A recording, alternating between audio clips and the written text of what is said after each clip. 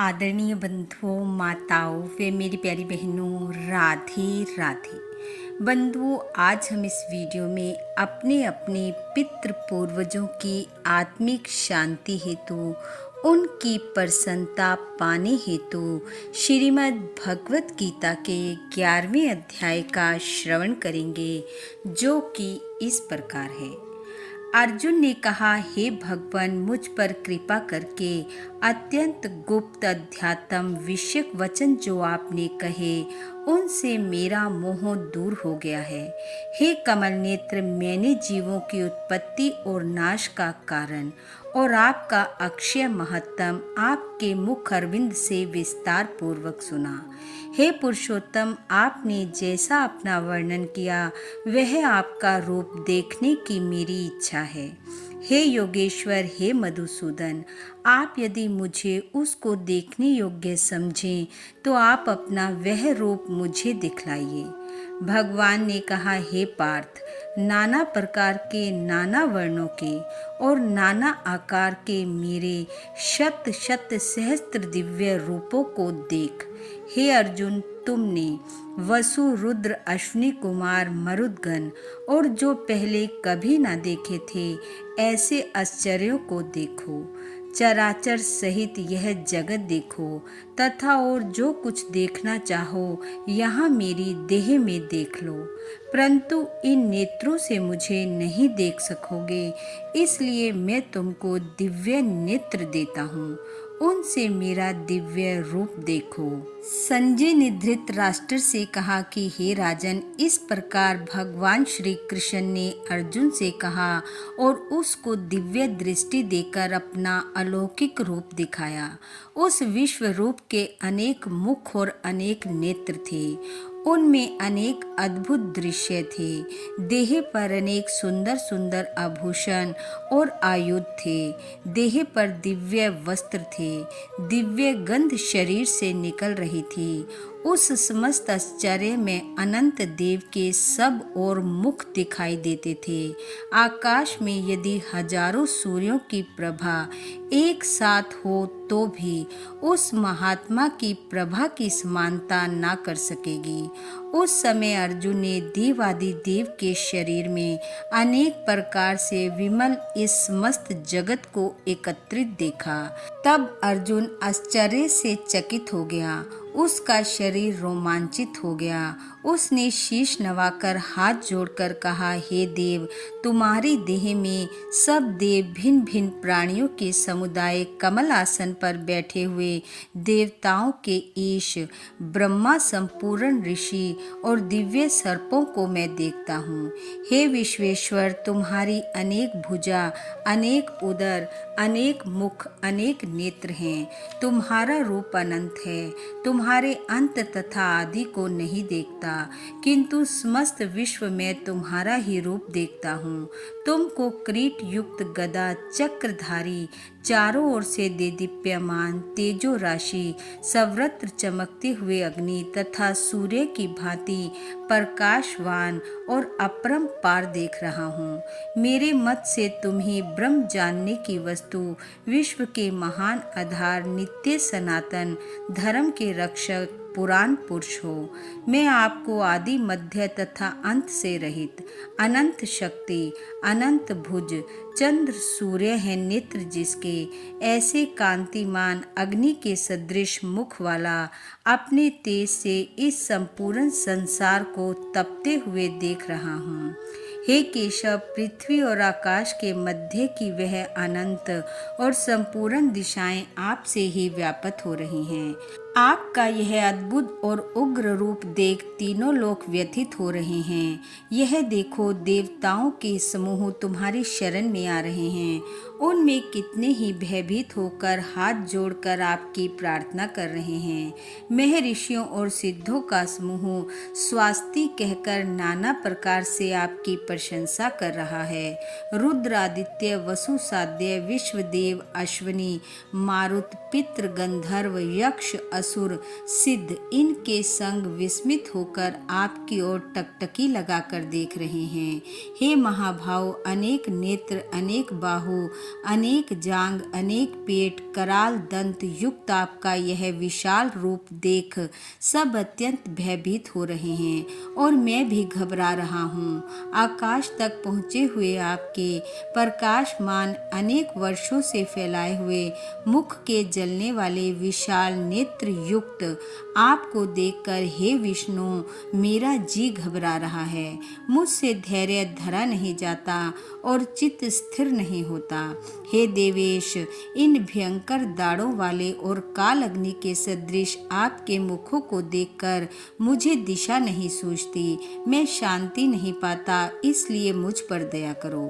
धृतराष्ट्र के दुर्योधन आदि पुत्र अपने साथ अनेक राजाओं सहित और भीष्म, द्रोण और कर्ण तथा हमारी ओर से मुख्य मुख्य योद्धा बड़ी बड़ी दाढ़ों से युक्त विकराल आपके मुख में शीघ्रता से प्रवेश कर रहे हैं और उसमें कितने लोग आपके दांतों में दबकर ऐसे दिखाई देते हैं मानो उनका शरीर चूरन हो गया है।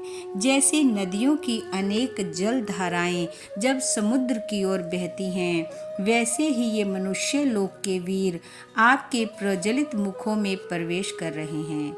अग्नि में पतंगे जैसे गिरते हैं, यह सब लोग भी अपने नाश के लिए आपके मुख में बड़ी तेजी से प्रवेश कर रहे हैं। हे केशव, जलते हुए मुखों के चारों ओर से सब वीरों को निगलकर आप जीभ चाट रहे हैं। आपकी तीक्ष्ण प्रभाएं समस्त संसार को तेज से व्याप्त कर तृप्त कर रही हैं। यह भयानक रूपधारी कौन है, यह मुझसे कहो।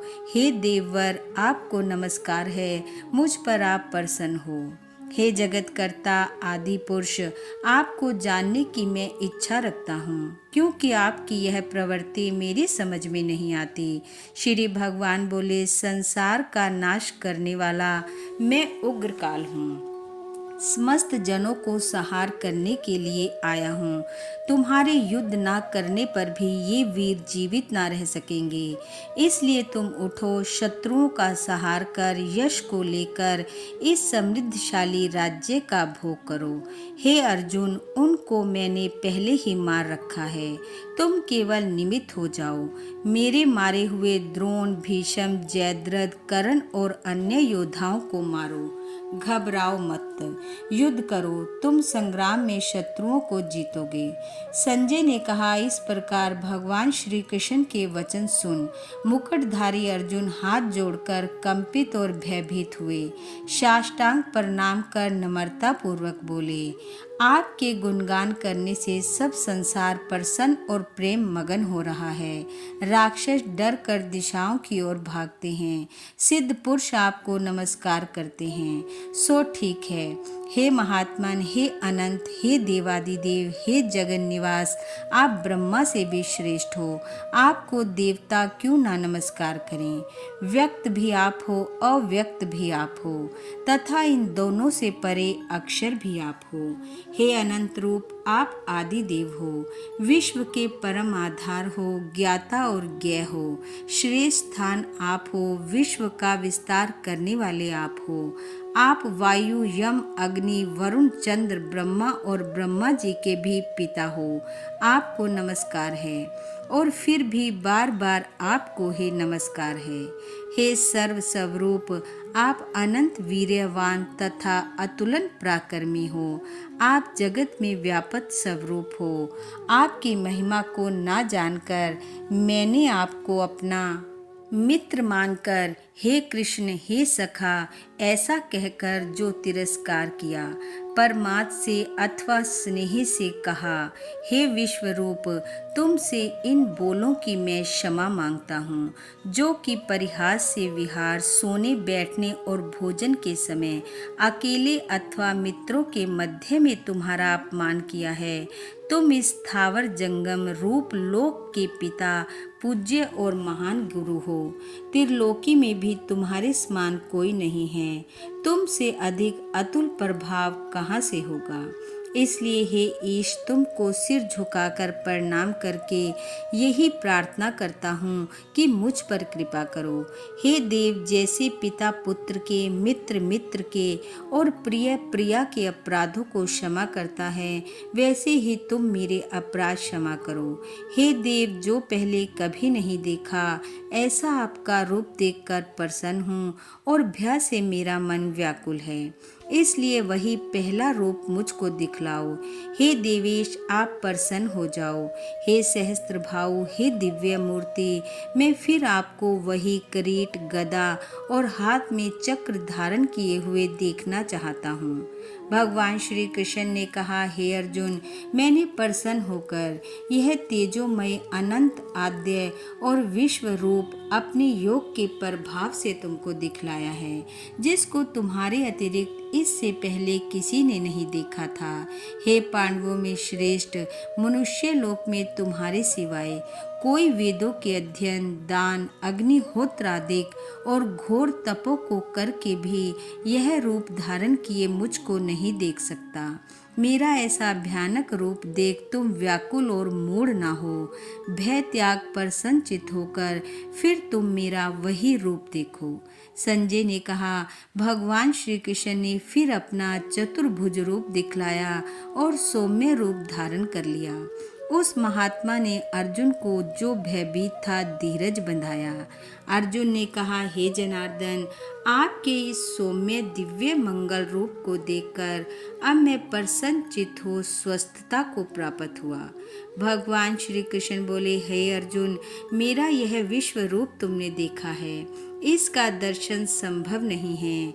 देवता भी इस रूप के दर्शन की आकांक्षा करते हैं। हे अर्जुन, जैसा मेरा रूप तुमने देखा है, ऐसे रूप को वेद अध्ययन, तप, दान व यज्ञ आदि कर्म द्वारा देखना भी असंभव है। हे कौन्तेय, मेरा जो विश्व रूप है, इसको मनुष्य अनंत भक्ति द्वारा जान सकते हैं और तत्व ज्ञान द्वारा इसमें लीन हो सकते हैं। हे अर्जुन, जो कोई मनुष्य मेरी ही भक्ति के लिए कर्म करते हैं, मुझको ही सर्वोत्तम मानते हैं, मुझ में ही भक्ति देखते हैं, सब संसारिक सुखों से मुख मोड़ चुके हैं, संपूर्ण प्राणी मात्र से वर त्याग चुके हैं, वे ही मुझको प्राप्त हो सकते हैं। इति श्रीमद् भगवद गीता सुपनिषद सुब्रह्म विद्या योग शास्त्रे श्री कृष्ण अर्जुन संवादे विश्वरूप दिव्य नाम एकादश अध्याय समाप्त। बोलो भगवान श्री कृष्ण की जय। बंधु, भगवान श्री कृष्ण वे आपके पितृ पूर्वजों की कृपा आप वे आपके परिवार पर सदैव बनी रहे। आपका घर आंगन खुशियों से महकता रहे। इन्हीं शुभकामनाओं के साथ आप सबका बहुत बहुत धन्यवाद। राधे राधे।